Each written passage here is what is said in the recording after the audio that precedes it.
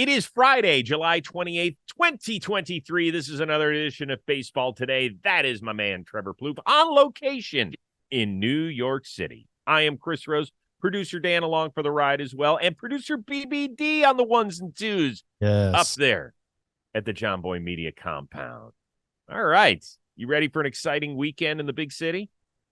I am. I've been having collect myself a little bit.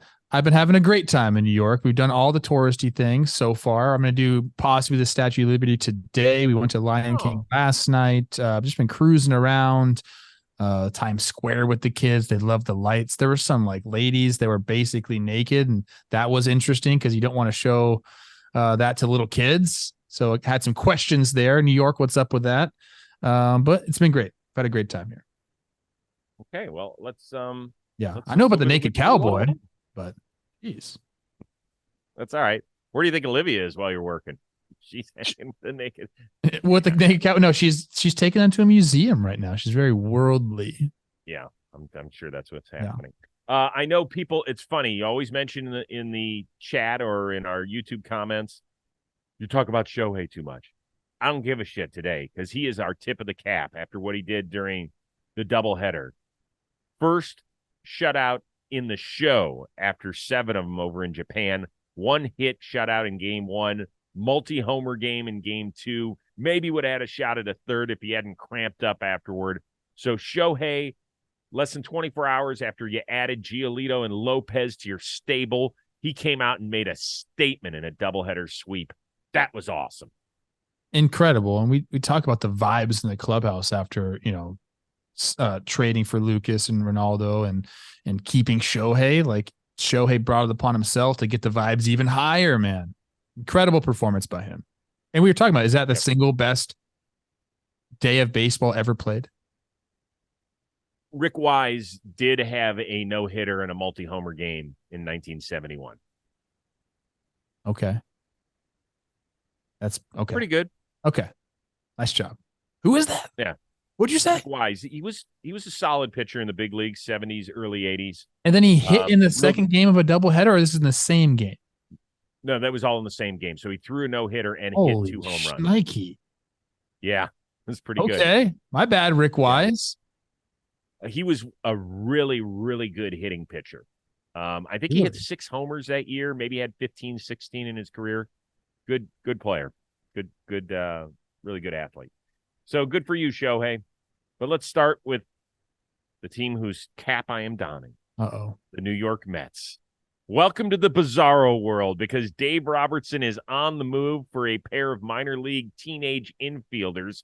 Yeah, he's headed from the Mets to the Marlins. It's the Marlins who are a half game out in the wild card chase. The Mets who are 7 games out. Before we break down the trade and everything else, here's a guy who might be the next one to go, Mark Canha, on the disaster that's been going on in Queens. It's kind of crazy. I mean, we're all professionals here. We know what the business is like, and we know the facts. And the facts are that we're not in a great spot at the time being, and it doesn't help us that the trade deadline is now instead of in 2 weeks. But we don't get, we probably should have played better earlier if we wanted to be buyers instead of sellers. Let's just start with this. How shocked are you that on July 28th, this team is officially a seller? I mean, because I know where they're at, I'm not super shocked. I still think there's a little bit of that in me. But if you told me before the season that they'd be trading to the Marlins and the Marlins were ahead of them and they were going to be buyers, I would have told you you're crazy, man. Like, this is a team. We've talked about this before. They put together this roster, spent a lot of money on this roster, and they had some young guys come up. This is a team that was fully believed in. You bring in Francisco Alvarez and Beatty's up, and you sign Nimmo and you extend, McNeil, and you bring in Lindor a couple years ago. You bring in these pitchers that you brought in, and this is where we're at. It's wild to me. Now, you could say, well, they could still do it with it's David Robertson. He's this was the guy closing games for you. I know Edwin Diaz isn't there, but this is the guy that's the back end of your bullpen. Jerry Blevins himself said it, C. Rose, like this is the white flag. Mm-hmm. And if Robertson goes, then yeah, there are other guys now that you better trade, I guess, right? Like you can't just do this. Like if you're going to sell, then sell. But I can't see that this isn't like one of those things where we can be buyers and sellers, right? Like that doesn't make any sense to me. Not in this regard. So I'm shocked, man. I'm shocked.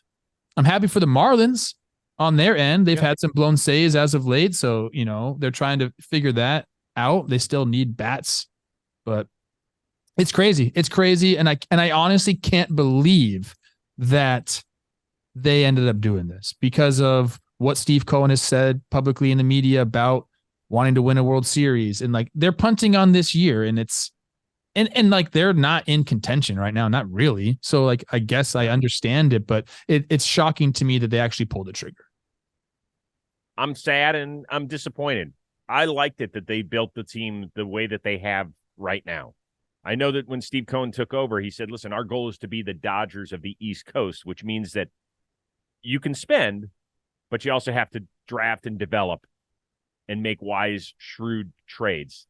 And they just haven't lived up to that back end of the bargain yet. I mean, they might end up, some of these young guys that are up there right now could end up being stars. They've had their moments. But I am disappointed because I thought it was going to be really fun for the fans in Queens there this year. Your team spent $500 million on their payroll between payroll and taxes. And it hasn't worked out. To me, it is upsetting. Some people are like, oh, it's great. It shows you can't buy a championship.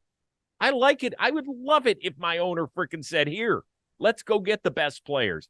And here's part of the reason I'm disappointed. I think those players are hurt. I think these players are embarrassed, and I think they're really disappointed. And for the most part, I haven't heard one wrong word out of these guys. They've been accountable every step of the way. They're like, we fucked this up. We fucked up a golden opportunity.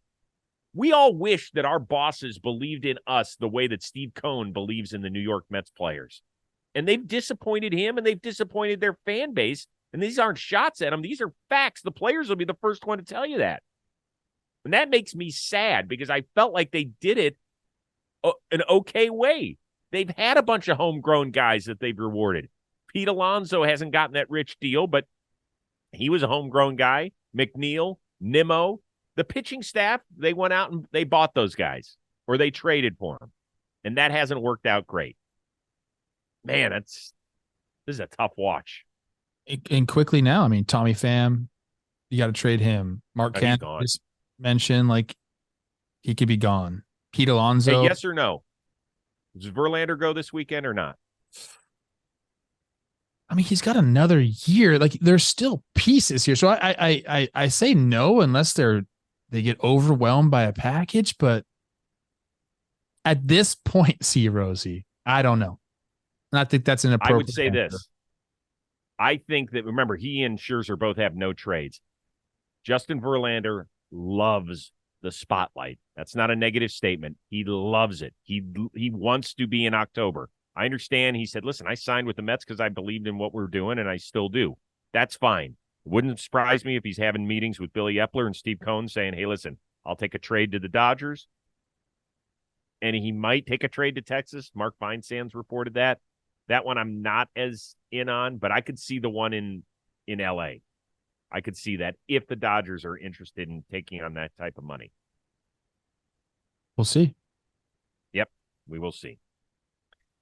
Speaking of the Dodgers, Jorge Castillo of the LA Times reports that the team not done collecting infielders. Kike Hernandez, Ahmed Rosario on consecutive days. Now they're sniffing around Nolan Arenado, who has a full no trade with the St. Louis Cardinals. He's a local kid from Southern California. Would probably be paired with a starting pitcher, either Flaherty or Montgomery. Some of LA's young talent, some of it that we've seen up here. Bobby Miller's at the top of the list, would go back to St. Louis. Maybe a Chris Taylor, a Max Muncy, a both. Does this get your trade juices flowing, or are you not even paying attention because it sounds so silly? I love it. What are you talking? Of course, this gets my trade juices flowing. Thinking about Nolan Arenado on the Dodgers mixed with all the rest of those guys. I just did Talking Baseball, and Jake said that sounds like the WBC roster for the Team USA, essentially. Mixing a little Freddie Freeman there, switching sides. I think it would be not only a great trade for the Dodgers this year, or for anyone, but we're on the Dodgers because that's the report. Think about Nolan Arenado. He's a premier player in this league. He's a future Hall of Famer, like no doubter. He's owed $35 million next year, but $5 million of it's getting paid by the Rockies. He's owed $32 million a year for that, but $5 million is getting paid by the Rockies. His numbers go down at the end of the contract, and it only takes him to 36 through 2027. The way that Nolan Arenado takes care of himself, he's just like a straight up baseball rat, loves the game. That's all he cares about. The Dodgers should be in on him. They should be trying to pry him away from the Cardinals. And if the Cardinals trade him, it is silly, to be honest with you. It is silly for them. I don't think so. You don't think it's silly? Oh, you're crazy. No. No, because you get rid of this guy. Well, because you have to get something good in return. Now, if I'm the Dodgers, what's Miller's better than that? If you want one of these other pitchers or a couple of our other pitchers that have thrown for us this year, you can have those guys. I'm keeping Bobby Miller out of the equation. But if I'm the Cardinals, you have to look at this. They don't have anybody close in the minor leagues that's going to help them on the mound. And their pitching has been a disaster for the most part this year. 3/5 of it is out after this season. Wainwright's retiring. Flaherty's a goner. Montgomery's a goner.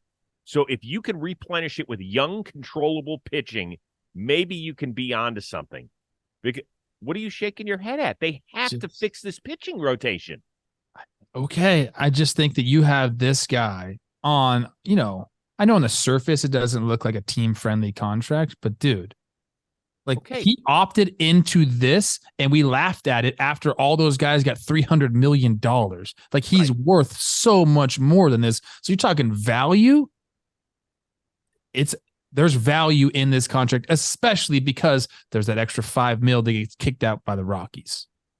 Okay, exactly. That's why you can demand more from the Dodgers at this time. I get it, but I'm just saying, dude, I don't know. If we believe the report that Chris Taylor and or Max Muncy would be involved in this, you put Muncy at third. I understand you're replacing one of the greatest defensive third basemen we've ever seen with a guy who's not one of the greatest defensive third basemen we've ever seen. But Max Muncy hits the ball out of the yard. He can take his walks. So you're getting a player. I don't know if I want to label a guy 75% of Nolan Arenado or whatever number you want to put on there. But you're getting something. You're not getting just a blah player.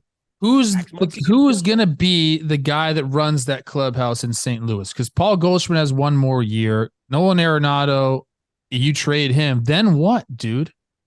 It becomes who's running it? Okay. So do you want to just repeat what you saw this year and have nobody start games for you next year?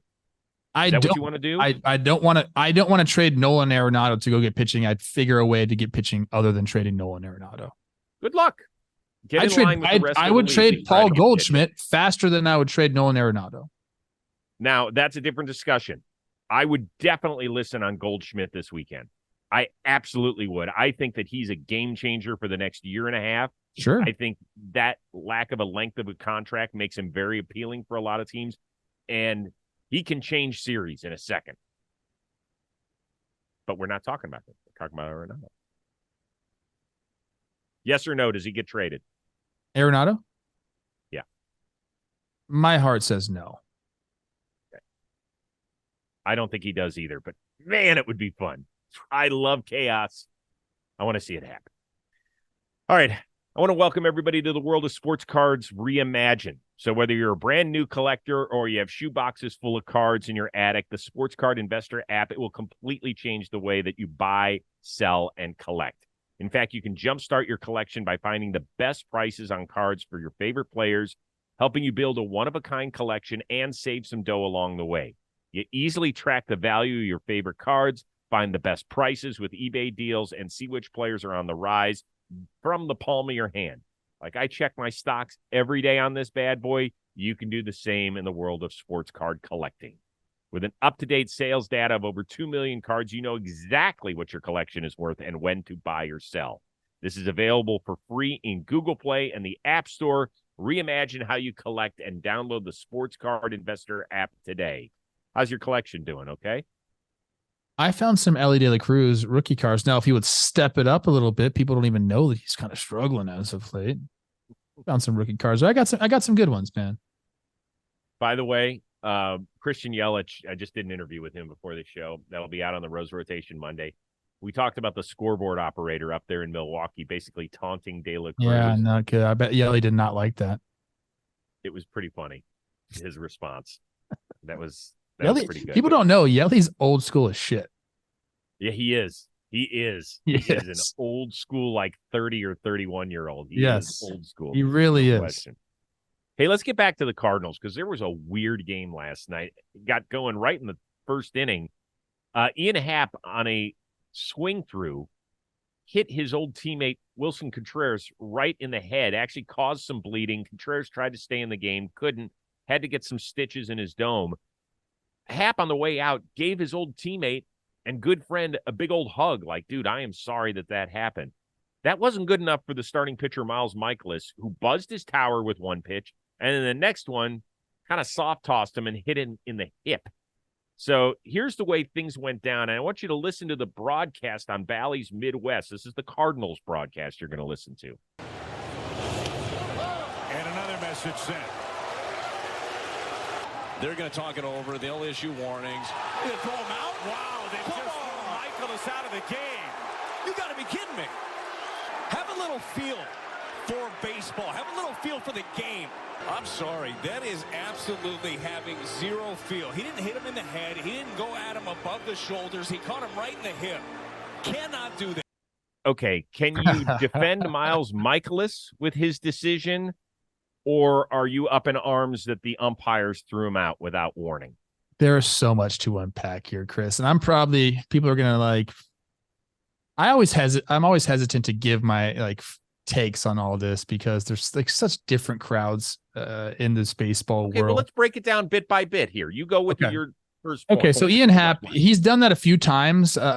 He's hit catchers before. He has the long follow through, and as a catcher, you kind of have to know that these guys want to get up close so they can steal strikes. It's kind of what they're taught now.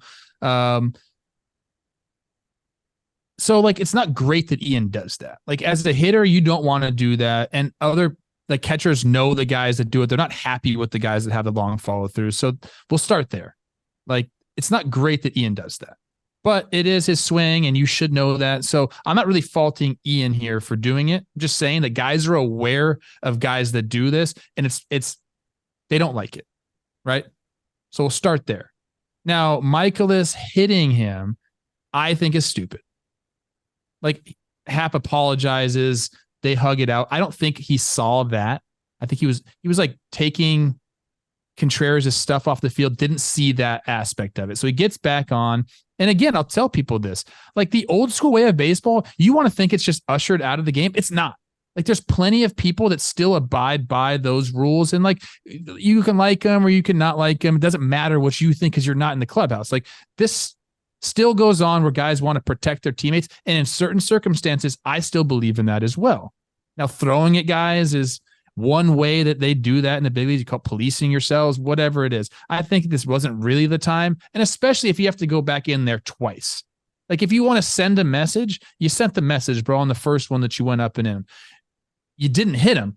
Going back twice is, I draw the line there. You get one chance, bro. If you want to send a message, you want to do your thing, you get one. You don't get two. Now, so I don't agree with Mikolas throwing at him, especially the second time. Then Ian Happ just walks down to first base. What he said after the game was super on par with Ian Happ being just a classy individual. He's basically saying, I'll take my base, help my team. No big deal. He apologized, talked about Contreras saying, I hope he's okay. I hate that happened. So he handled everything right. And then all the chirping back and forth, that's just part of the game. I really don't have a take on that. Cubs are gonna defend Happ and tell Mikolas to get back in the dugout. Jack Flaherty comes up in Mikolas' defense because he wants to have his boys back. I don't have a problem with that. What about the umpires ejecting him?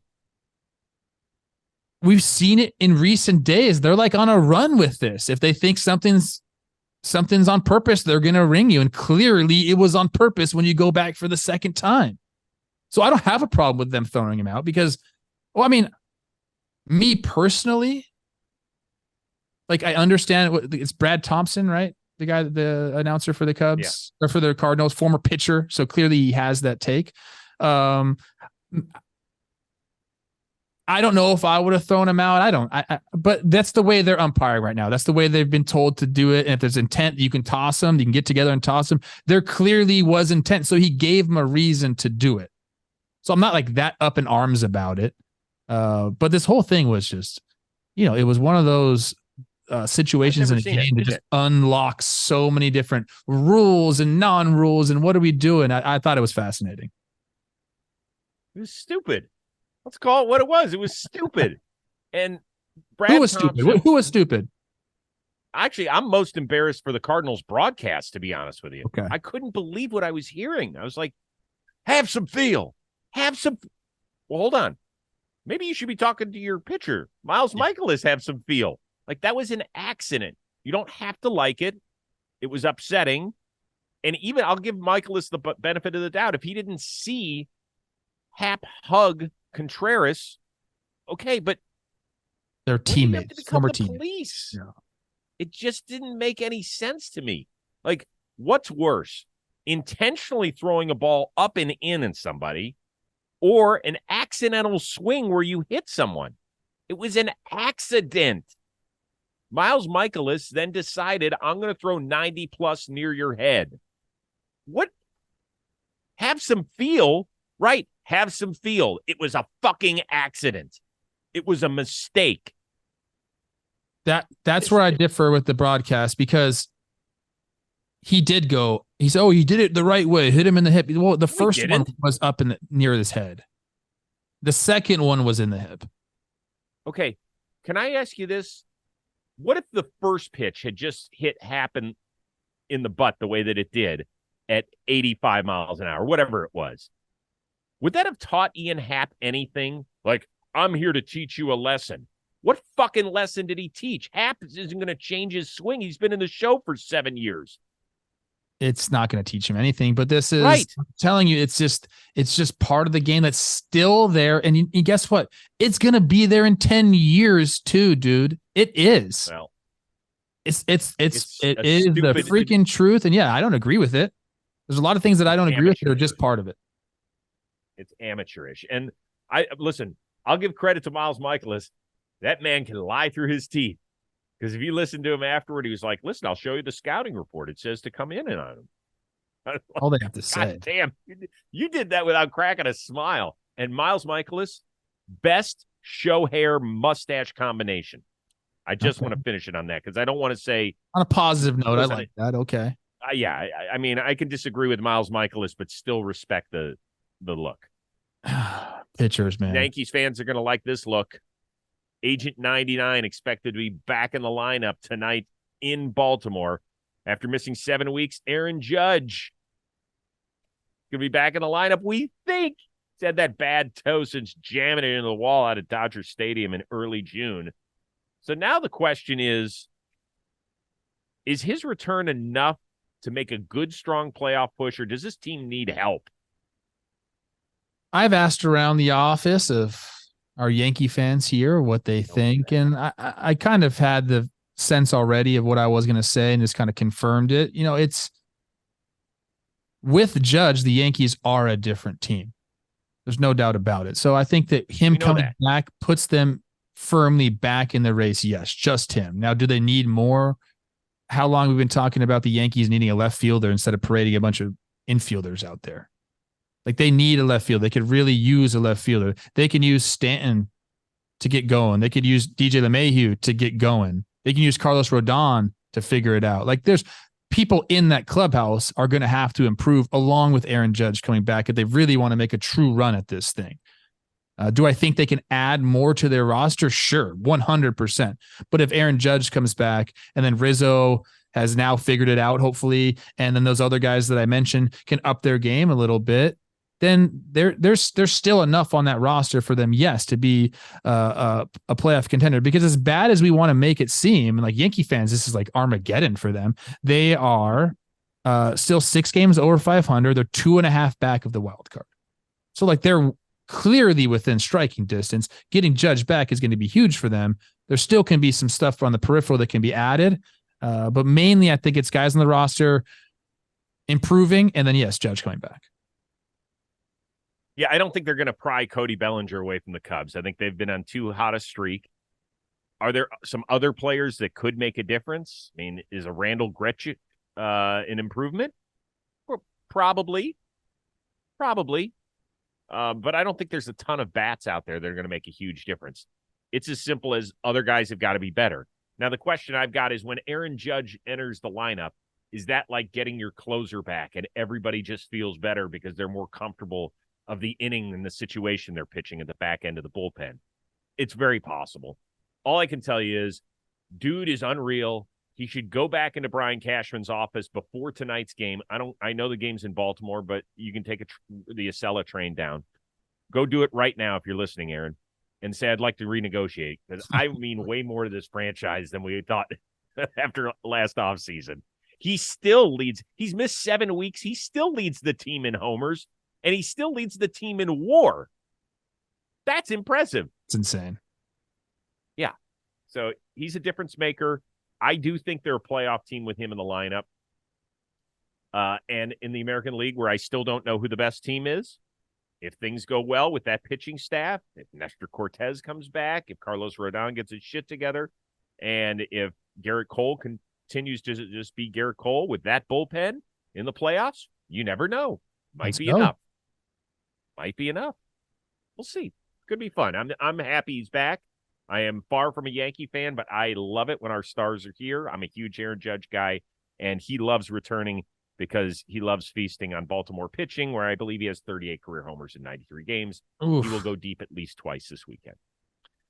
Speaking of this weekend, Saturday, July 29th, 8 o'clock Eastern, it's Errol Spence Jr. against Terrence Crawford for the undisputed welterweight world championship. Where can you see it? Live on ppv.com.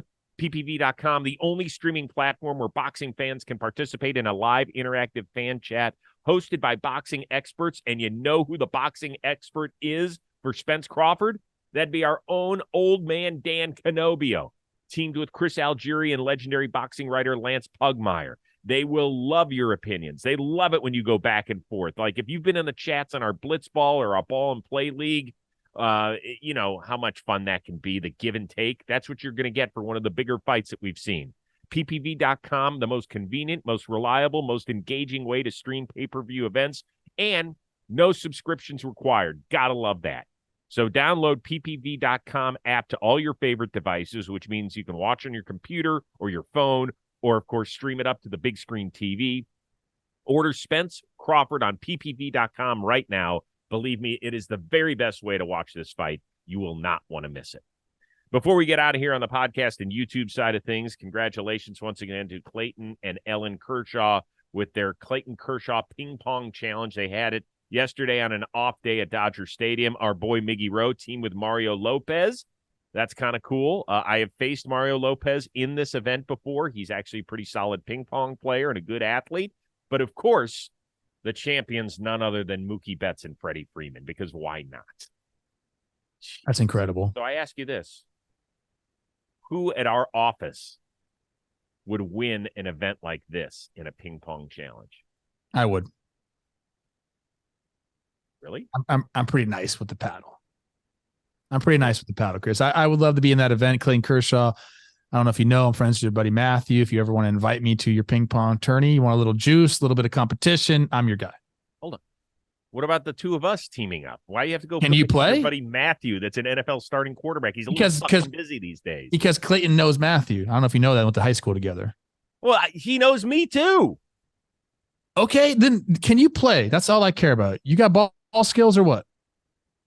I used to. I don't move around as well as I want to. Okay. Well, me and JJ Hardy would come in that thing and whoop everybody. JJ Hardy's the best. JJ Hardy's the best ping pong player I've ever seen. Him and Reggie Miller. Oh, wow. I'm gonna go with me and Reggie Miller. Well, that'd be a good one. We're coming. I'm going to go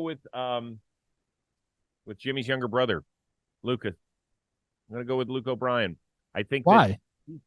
Because he's a really good athlete. He does everything well. So I'm just going to, plus he went to my school. He went to Miami University, and I know we play a lot of beer pong down there. So he probably spent a lot of time doing things that he shouldn't have done, and one of them at the end of the night was playing beer pong.